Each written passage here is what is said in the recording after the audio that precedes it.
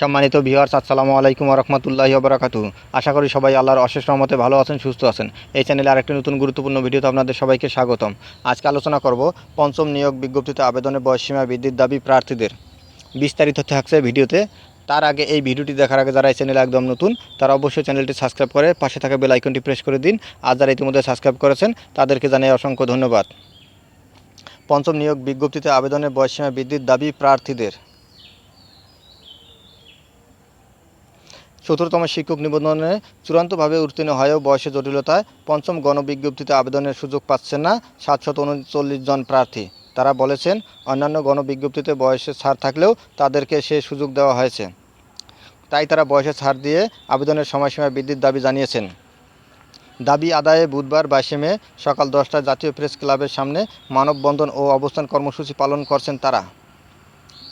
কর্মসূচিতে অংশ নেওয়া প্রার্থীরা বলেন, ২০২০ সালের জানুয়ারি মাসে ১৭তম নিবন্ধনের বিজ্ঞপ্তি প্রকাশ করা হয়। চূড়ান্ত ফল প্রকাশিত হয় ২০২৩ সালের ডিসেম্বরে।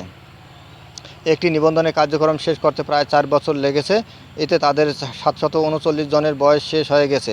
তাই এখন তারা আবেদনের সময়সীমা বৃদ্ধির দাবি তাদের। মানববন্ধনে অংশ নেওয়া নাজমা আক্তার নামে এক প্রার্থী বলেন, আমরা প্রিলি, রিটেন ও ভাইভা দিয়ে চাকরি জীবনে একটি সার্টিফিকেট অর্জন করেছি, অথচ সেই সার্টিফিকেট দিয়ে আমরা চাকরি পাচ্ছি না। এনটিআরসি আমাদের জীবন থেকে ৪টি বছর কেড়ে নিয়েছে। এনটিআরসি আমাদের বিভিন্ন প্রতিষ্ঠানে যেতে বলেছে, কিন্তু কোনো কাজ হচ্ছে না। আমরা এখন অন্তত একবার হলেও আবেদনের সুযোগ চাই। জানা যায়, বেসরকারি শিক্ষা প্রতিষ্ঠানে ৯৬,৭৩৬ শূন্য পদের শিক্ষক নিয়োগের পঞ্চম নিয়োগ বিজ্ঞপ্তিতে ২৪,০০০-এরও কম প্রার্থী আবেদন করছে।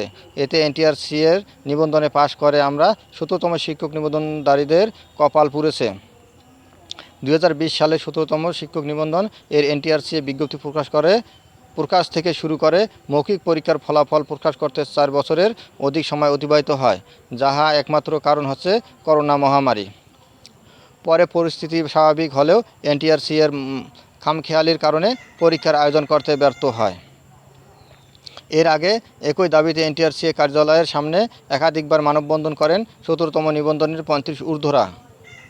এছাড়া আবেদনের সুযোগ চেয়ে জনপ্রশাসন মন্ত্রণালয়, শিক্ষা মন্ত্রণালয় এবং এনটিআরসি এর চেয়ারম্যান বরাবর স্মারকলিপি দিয়েছেন তারা।